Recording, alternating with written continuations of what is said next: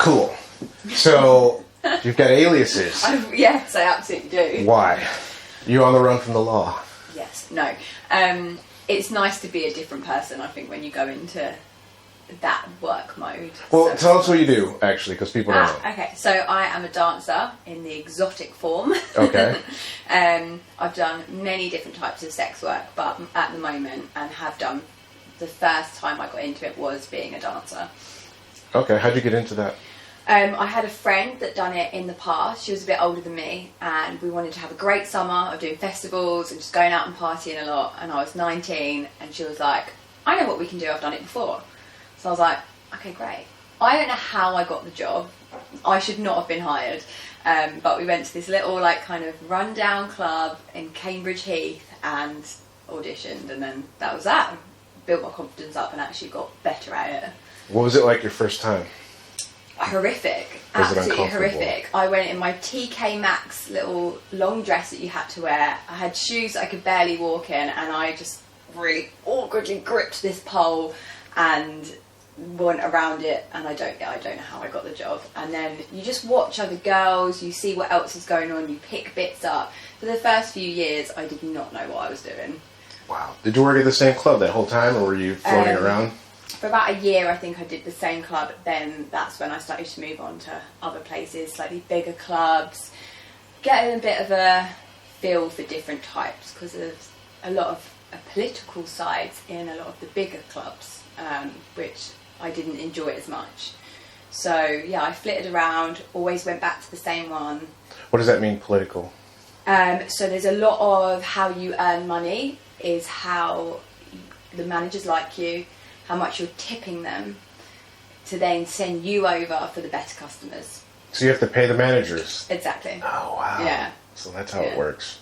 So if you don't give them enough money, they give you kind of like the shitty tables at the restaurant if you work in a restaurant. Yeah. Oh, wow. Yeah. So if you don't make money, then you can't really tip them, and then you can't Exactly. really, that's kind of like trying to get a credit card before you have credit, right? Yeah. They don't want to give you credit.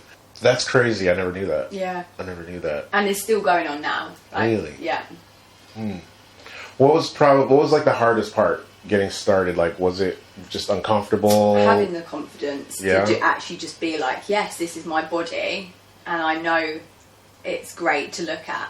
I didn't have that when I was young. Like, being 19, I didn't have that at all. So that has come probably in the last few years, where I've been like, actually, yeah, I am worth that amount of money. Like, before I'd be like almost shying away, like, oh, like £20. Whereas now I'm like, no, it's £800. Like, that is it. What did you when you first got started? Were you using any sort of like substances? Because I know a lot of girls. I'm from Detroit, and a lot of girls, they go up drunk. Yeah. Or were you going up sober? Or were you getting loaded before you went up? So I think we always used to have a little can in the car on the drive up, little tinny, and that would probably be it. I wouldn't really drink that much. As I then got into it and started to know other people, I definitely got a bit more drunk. Then cocaine came along. Then I'd be staying at a friend's house, so I would wait till I'm sober, then drive home. Like, when I was young, I got you do get sucked into that world. As I'm now older into it, I do like keep my head very much focused. If I might have the odd like binge here and there, then I will always stay at a friend's. But yeah, other than that, it's more head screwed on. But you definitely get sucked into it to start with. Like, a lot. Really? And then you're buying your drinks, you're buying your gear before you've even started a shift, which I think is not a very nice place to be in, looking back at it now. Right. Do you think that it would be a better environment if everybody was sober?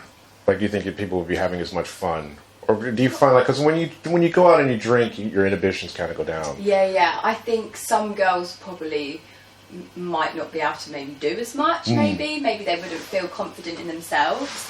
That's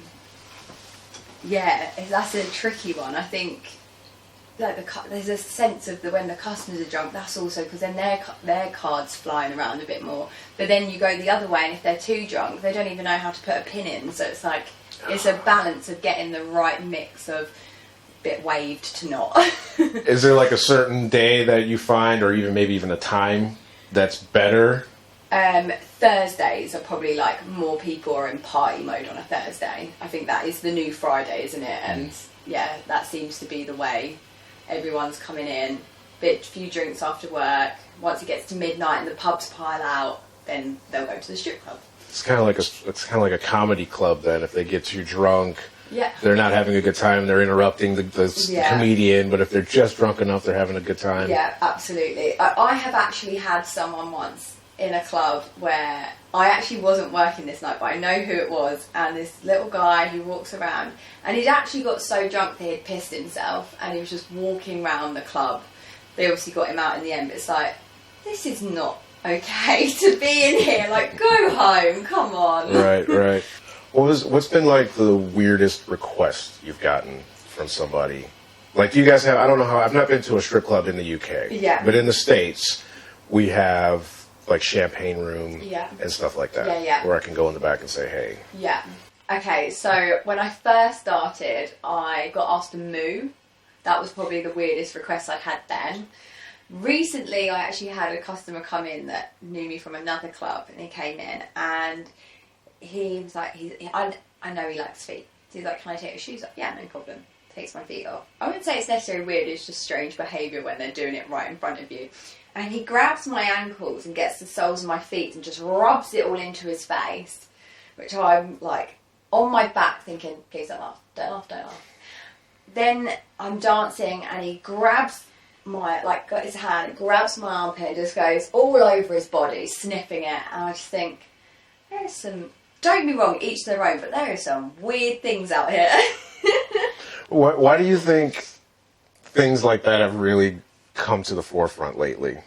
Because I know that there's a thing like Onlyfans, where there's just a plethora of categories, I guess, for things for people out there to enjoy. And the same for like these porn websites. Same thing. I have no idea now how it's come about more. I guess people are more, I guess because sex work has become more of a thing, like because of online, I think maybe people aren't ashamed to hide what they like now.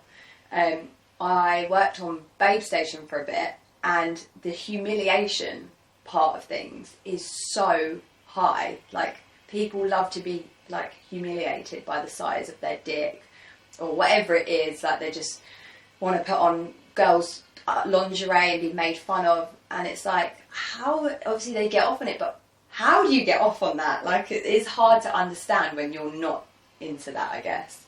But I think maybe because of that, I think it's just become such a, everyone knows about sex work now. It was so hidden before and such a taboo subject.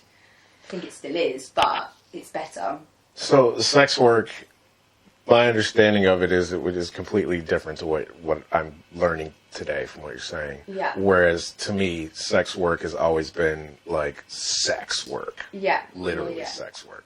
And it's not that. No, it's a whole category of things, like whether you're a cam girl, an escort, a dancer, just doing online, like girlfriend experiences, like sometimes you're not even meeting these people. All of that is now kind of classed as sex work. Mm.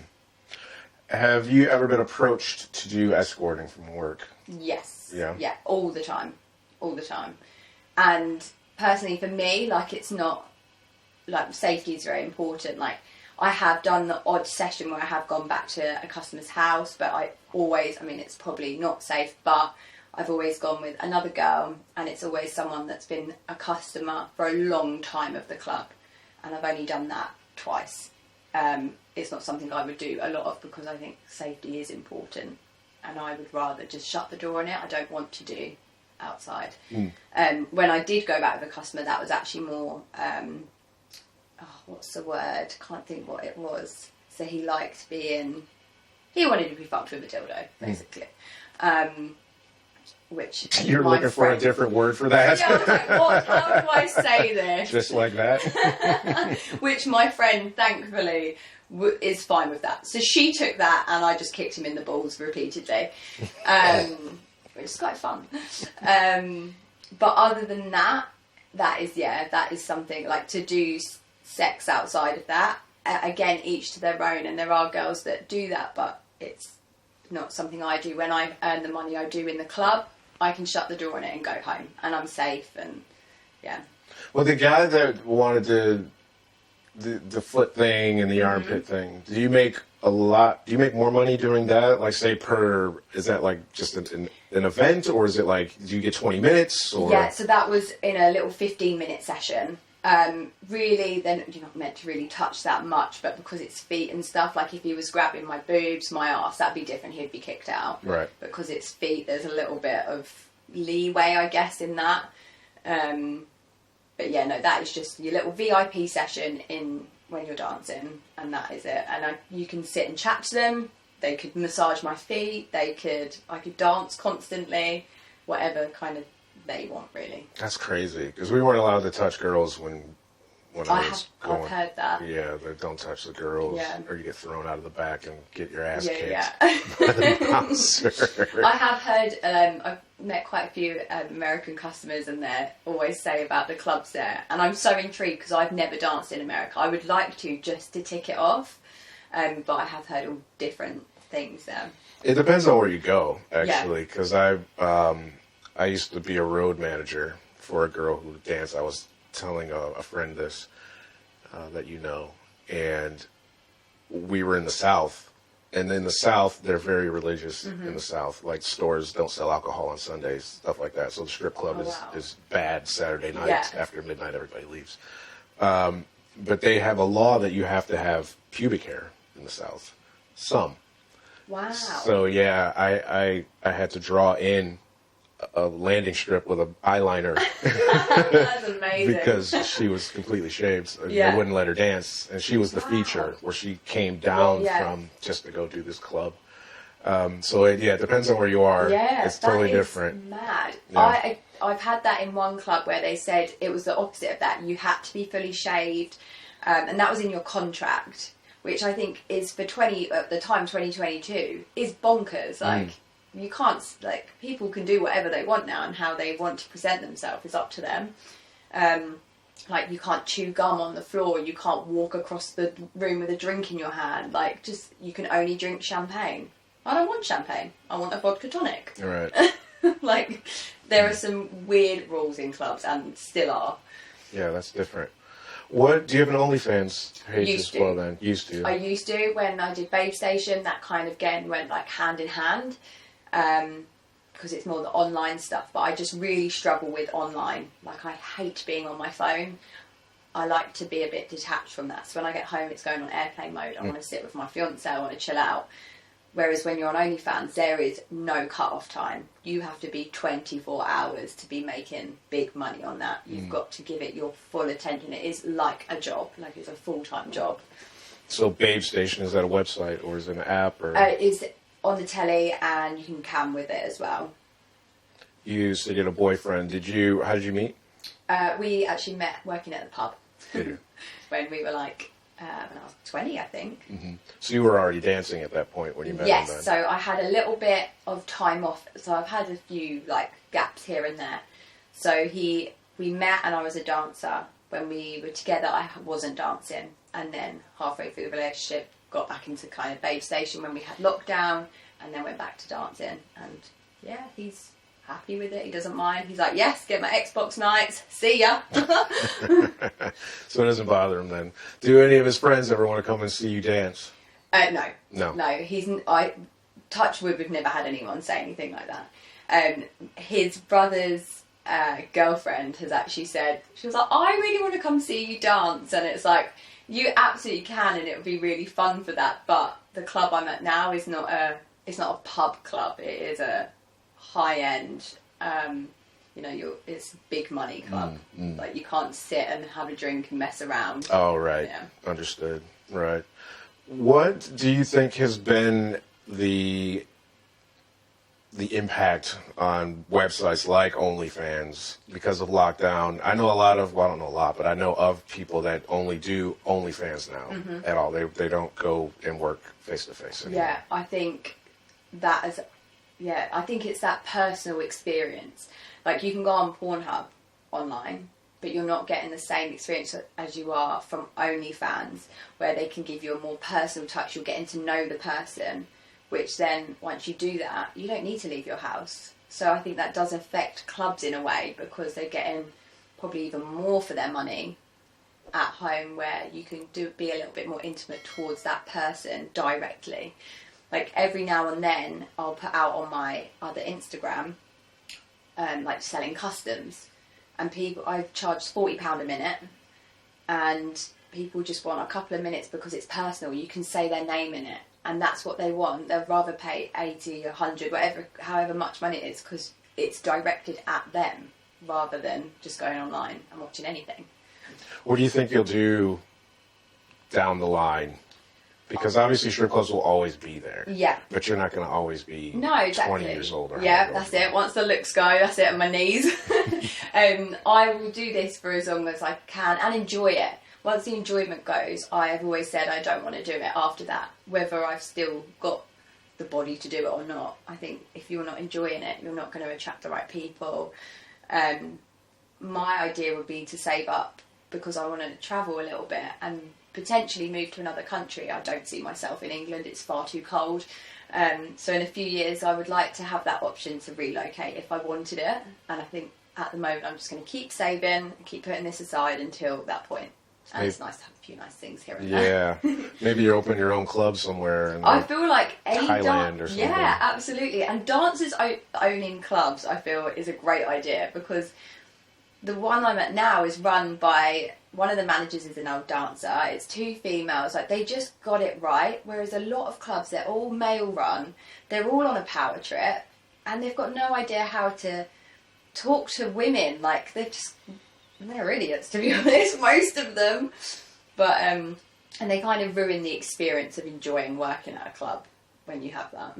I think a lot of guys, and I have no idea, I'm just speculating, that run clubs like that are your typical meatheady type guys. Yeah. I was watching this show a couple days ago from the 90s called Studs, and they had this guy, he owned a health club. Yeah. And I'm like, I could totally see that guy owning a strip club, because he's just slimy. Just that typical, and you don't want to be stereotypical, but unfortunately it is. They're all the same wherever you go. What's been like one of the worst experiences you've had? I'm very thick-skinned, so I think I've heard of other girls having probably worse experiences. Myself, I've actually been quite lucky in this job.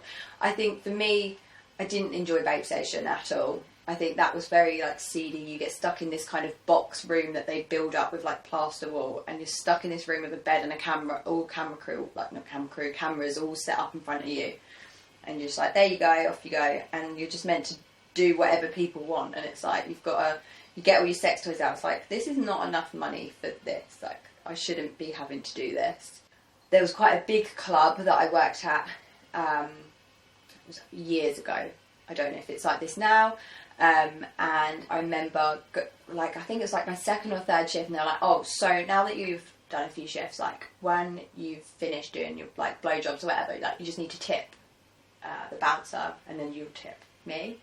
It's like, I'm not going to be doing that. So for me, I was like, I'm not going to earn money here. And that's really like, for me, it was just like, wow, okay, that's what's happening. And I just didn't go back.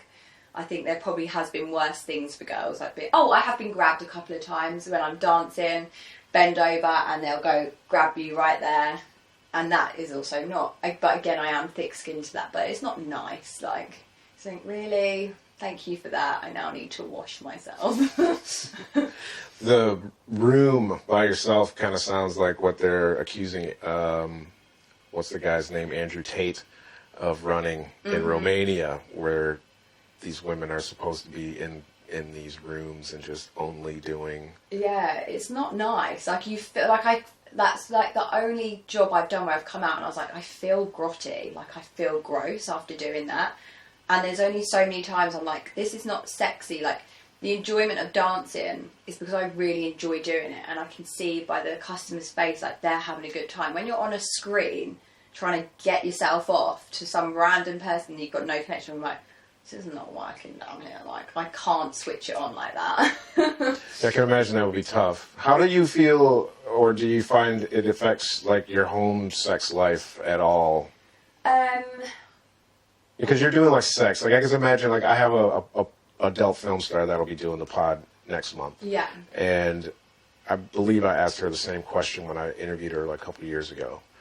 And I can't imagine that it would be easy to, if it's your job. Yeah, I think that part was it's really hard to make, you need to find balance. I think it's important for me to say, I need to make the time to dress up, because I'm so dressed up, makeup on, and then I come home and I put my big old granny pants on, and actually you think, no, you need to treat the boy that's staying in like making a home for you, and actually you do need to be like, right, come on, like every now and then. But I think we're quite good at that. We're really open, and we're very we'll talk to each other, we talk everything out. So I think that part's important. Like, he is a good person to be with for this job.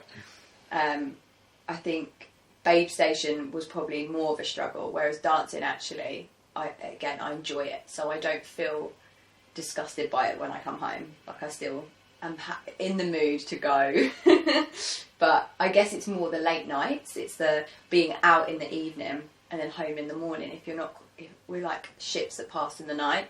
So I think, again, you just have to be aware of making time for each other rather than just forgetting about it. What would you be doing, do you think, if you weren't doing this? Like right now, not down the line. If you never went to that club at 19 with your friend. Yeah. And you're like, fuck this, I can't do that. I think I'd be very close-minded to everything. I just wouldn't understand it. I think it's like broadened my mind so much. I've met so many different people, and I've had so many amazing experiences like from it. Like, just meeting people that, like, we went to Thailand once with a group of girls, and we met these guys at an event that was run in a strip club. And my friend was like, can you come in? I want you to kind of schmooze these people. We ended up going to Thailand with them. They rented out Nikki Beach, and they like got us in, and we had like 2 days of absolutely mental partying in Thailand with these like multi-millionaires. Like, I never would have had an experience like that. I would have been so boring. So you think you'd be like working I think at I'd just a be, sales job or something? Yeah, like stupid? I do beauty as well. So I think and I love beauty, and I probably would have just stuck with that, and I would have just been so closed off to all these things that I could experience and learn about. How does your family feel about what you do? Typical stripper, daddy issues. Don't talk to my dad. And my mum, I don't really talk about it. She knows I do. I think she secretly deep down knows exactly what I do, but I just say I work in a club and I'm a podium dancer. She doesn't. I think she knows, because she always now and then she's like, oh, and do you take your clothes off? I'm like, no, mum. Because I think I just can't be asked to have the conversation. But that is pretty much it. And I'm sure that my fiance's family know as well, but they're just too polite to say anything. If anyone asked me, I would say yes. That is what I do. But because no one's directly said it, I'm like, eh. I think the stigma's gone away a little bit. Yeah. From, I mean, when I would go to stuff like that back in the 90s, that wasn't acceptable. Yeah. Whereas now, it's a little, because there's so much more, like we said earlier, there's so many avenues that weren't even exposed back then, and now it's like you can... Yeah, it's just the norm. Yeah, people sell their underwear. I have a friend, she's a flight attendant, people want to buy her shoes, stuff like that. Yeah, it's mad, isn't it? Yeah, you can make money doing all types of stuff. And why not? Like, it's literally the oldest sale in the book. Like, why the heck not? If someone wants to pay you, just do it. Hustle that monkey. Yeah. That's what we say in the States.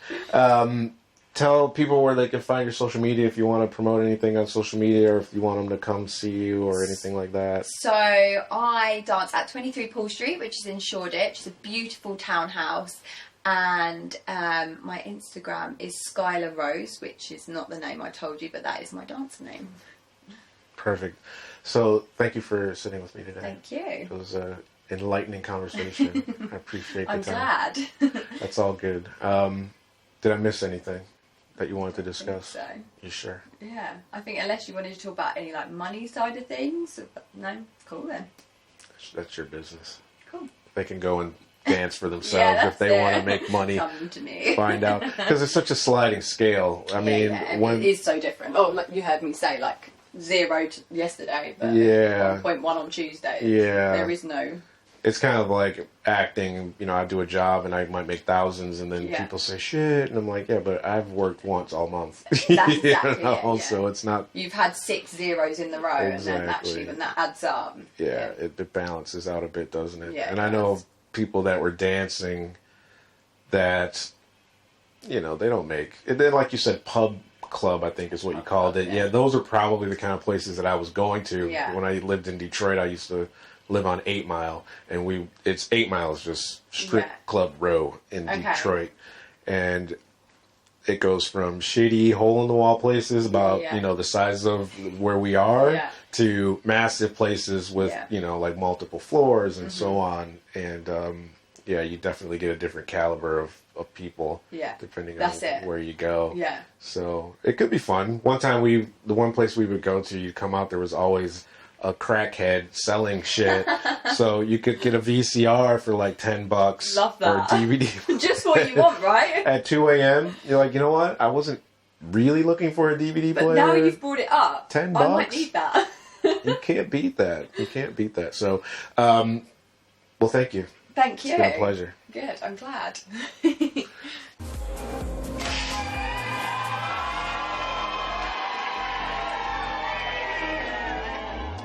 These ones or these ones? Saw an episode of Intervention. And I know I'm fine. Illinois, Mr. Robert Bobby McNeely. He is going to join us tonight. Hi everyone, welcome to the show. My name is Elaine Zhang, and today I am here with Eli Seal, documentary filmmaker. I need more. Welcome to The Only Way is Linda. Today I have a really special guest here.